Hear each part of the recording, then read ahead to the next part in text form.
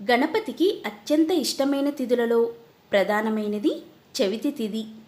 అయితే ఈ చవితి లేదా చతుర్థి పూజను రెండు రకాలుగా ఆచరిస్తారు. మరి ఎంతో విశిష్టమైన ఈ రోజు ముడుపును కట్టి ఈ మంత్రాన్ని 21 సార్లు జపిస్తే చాలు. మీరు కోరుకున్న కోరికలు తప్పకుండా నెరవేరుతాయి. మరి ఆ మంత్రమేంటో ఇప్పుడు ఈ వీడియోలో మనం తెలుసుకుందాం. గణపతికి ఇష్టమైన చవితి లేదా చతుర్థి పూజను రెండు రకాలుగా ఆచరిస్తారు. మొదటిది వరద చతుర్థి, రెండవది సంకష్టహర చతుర్థి. అమావాస్య తర్వాత వచ్చే చతుర్థిని వరద చతుర్థి అని, పౌర్ణమి తర్వాత వచ్చే చతుర్థిని సంకష్టహర చతుర్థి అని పిలుస్తారు. ఇందులో వరద చతుర్థిని వినాయక వ్రతంగా వినాయక చవితి రోజున ఆచరిస్తారు. సంకటాలను తొలగించే సంకష్టహర చతుర్థి వ్రతాన్ని మాత్రం ఆలంబనగా ఆచరిస్తూ ఉంటారు. ప్రతి మాసం కృష్ణపక్షంలో అంటే పౌర్ణమి తర్వాత 3-4 రోజుల్లో చవితి వస్తుంది. ప్రదోషకాల సమయంలో చవితి ఎప్పుడు ఉంటుందో ఆ రోజుని సంకష్టహర చతుర్థిగా పరిగణించాలి. అయితే ఈ 2 రోజులు ప్రదోష సమయంలో చవితి ఉండడం సాధారణంగా జరగదు.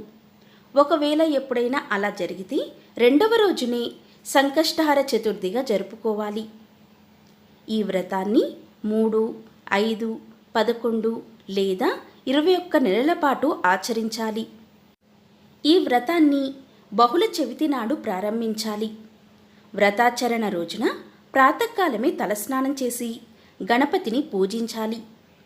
1/2 మీటరు పొడవు ఉన్న తెలుపు లేదా ఎరుపు లేదా పసుపు జాకెట్ ముక్కను తీసుకొని వినాయకుడు ముందు పెట్టి దానిని పసుపు కుంకుమలతో అలంకరించాలి. మీ మనసులోని కోరికను తలుచుకొని 3 గుప్పిళ్ళ బియ్యాన్ని క్లాత్లో పోసి తరువాత తమలపాకులో 2 ఎండు ఖర్జూరాలు, 2 వక్కలు దక్షిణ పెట్టి దానిని బియ్యం మీద పెట్టి మనసులోని కోరిక తలుచుకొని మూట కట్టాలి. సంకటనాశన గణేశ స్తోత్రాన్ని లేదా సంకటహర చతుర్థి వ్రత కథను తప్పకుండా చదువుకోవాలి. ఆ ముడుపును స్వామి ముందు పెట్టి ధూపం వేసి కొబ్బరికాయ లేదా పండ్లను నైవేద్యంగా పెట్టాలి. ఈ విధంగా వినాయకుడికి ముడుపు కడితే మీరు కోరుకున్న కోరికలు తప్పకుండా నెరవేరుతాయి. తర్వాత గణపతి ఆలయానికి వెళ్ళి 3 లేదా 11 లేదా 21 ప్రదక్షిణలు చేయాలి. శక్తానుసారం గరిక పూజను కానీ గణపతి హోమాన్ని కానీ చేసుకోవచ్చు. సూర్యుడు అస్తమించే వరకు పూజ చేసిన వినాయకుణ్ణి కదపరాదు. సూర్యుడు అస్తమించిన తర్వాత స్నానం చేసి దీపం వెలిగించి వినాయకుడికి మళ్ళీ పూజ చేయాలి. నియమం పూర్తయిన తర్వాత వినాయకుడికి కట్టిన ముడుపు బియ్యంతో పొంగలి చేసి స్వామికి నివేదించి సాయంత్రం తినాలి. ఎవరైనా సరే తమ జీవితంలో ఒక్కసారైనా ఈ వ్రతాన్ని చేస్తే అలాంటి వారు గణేశ లోకానికి చేరుకుంటారు. ఈరోజు వీలైతే గరికను తప్పనిసరిగా సమర్పించండి. ఆలయానికి వెళ్ళడం సాధ్యం కాని వారు ఇంట్లోనే ఒకచోట గణపతిని ఉంచి ప్రదక్షిణ చేయవచ్చు. పూజలో ఉన్న గణపతిని తీయకూడదు. శారీరకంగానూ మానసికంగానూ గణపతికి ఎంత సేవ చేశామన్నదే ముఖ్యం. అంతేకాని ఎన్ని కొబ్బరికాయలు సమర్పించాం, ఎన్ని పండ్లు నివేదించామన్నది ముఖ్యం కాదు. సంకష్టహర చతుర్థి రోజు చంద్రోదయం తర్వాత చంద్రదర్శనం లేదా నక్షత్ర దర్శనం చేసుకొని చంద్రుడికి ధూపదీప నైవేద్యాలు సమర్పించిన తర్వాత భోజనం చేయాలి. నియమం పూర్తయ్యాక ముడుపు కట్టిన బియ్యంతో పొంగలి చేసుకోవాలి. ఇది మొత్తం కష్టమని భావించేవారు ఈరోజు ఉపవాసం ఉండి సంకటనాశన గణేశ స్తోత్రాన్ని చదివి దగ్గరలో ఉన్న గణపతి ఆలయానికి వెళ్ళి గణపతి దర్శనం చేసుకుంటే సరిపోతుంది. ఉపవాసం కూడా చేయలేని వారు కనీసం 4 సార్లు సంకటనాశన గణేశ స్తోత్రాన్ని పఠించడం ఉత్తమం. ఒకసారి వినాయకుడు పసివాడిగా ఉన్నప్పుడు పార్వతీదేవికి చెప్పి బయట ఆడుకోవడానికి వనంలోకి వెళ్ళాడట. వినాయకుడు వనంలో ఆడుకుంటూ ఉంటే చిన్న పిల్లి పిల్ల కనిపించింది. ఆ పిల్లి పిల్లను పట్టుకోవాలని, దానితో ఆడుకోవాలని బాలగణేశుడికి ఎంతో కోరిక కలిగిందట.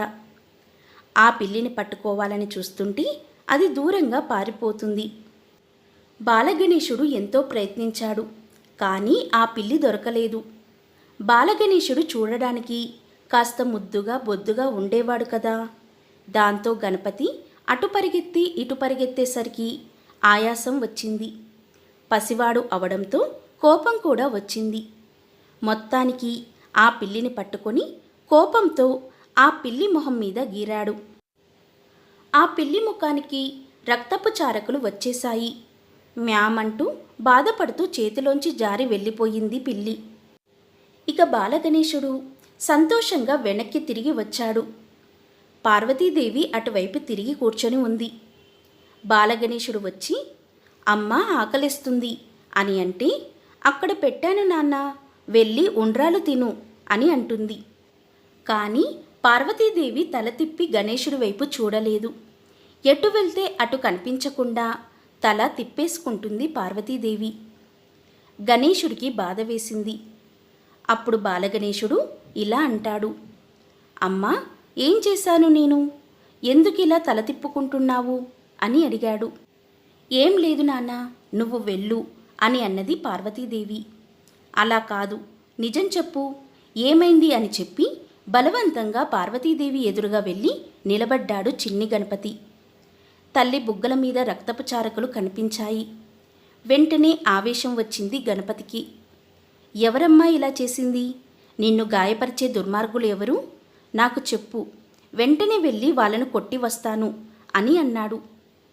వేరే వాళ్ళైతే నువ్వు కొట్టి వస్తావు, కానీ చేసింది నువ్వే కదా అని అన్నది పార్వతీదేవి.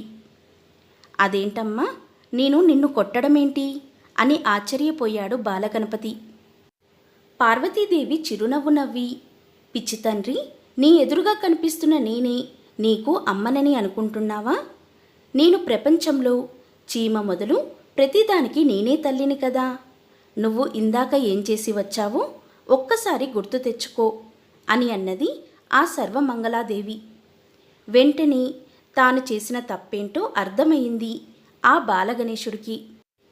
గబగబా కన్నీళ్లతో పరిగెత్తుకుంటూ వనంలోకి వెళ్ళిపోయాడు. అటూ ఇటూ తిరుగుతూ పిల్ల కోసం వెతికాడు.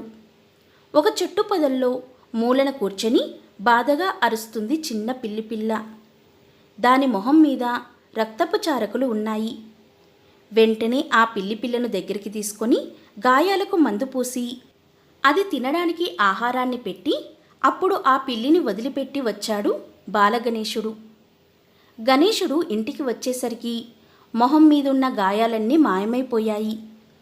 చిరునవ్వు నవ్వుతూ ఎదురు వచ్చింది పార్వతీదేవి. చూడగానే హత్తుకుపోయాడు. ఏడుస్తూ, అమ్మా పొరపాటు చేశా, నన్ను మన్నించు అని అంటే, అప్పుడు అమ్మ ఏం చెప్పిందంటే, నాన్న, ప్రతి ఒక్క జీవిలో కూడా భగవంతుడు ఉంటాడు. నువ్వు అందరిలో నీ తల్లిని చూడగలిగితే ఎవరిని కూడా బాధించలేవు. ఇది నువ్వే కాదు, ప్రతి ఒక్కరూ కూడా తమ జీవితంలో ఆచరించవలసింది. అనవసరంగా ఒకరిని నొప్పించడము, మానసికంగా శారీరకంగా హింసించడం లాంటిది అస్సలు చేయకూడదు. ఎదుటి వ్యక్తులను మాటలతో చేతులతో బాధపెట్టి నేను పూజ చేశాను, వ్రతం చేశాను అంటే అర్థం ఉండదు.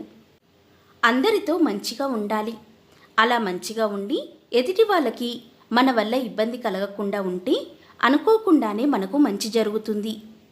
ఇలా పార్వతీదేవి బాలగణేశుడికి చెప్పింది. ఇక ఎంతో పవిత్రమైన విశిష్టమైన సంకష్టహర చతుర్థి రోజు ఈ ఒక్క మంత్రాన్ని 21 సార్లు పఠిస్తే చాలు, గణపతి యొక్క అనుగ్రహం మీకు కలుగుతుంది. ఆ మంత్రం ఏంటి అంటే, శ్రీ నమో హేరంబ మమ సంకష్టం నివారయ నివారయ.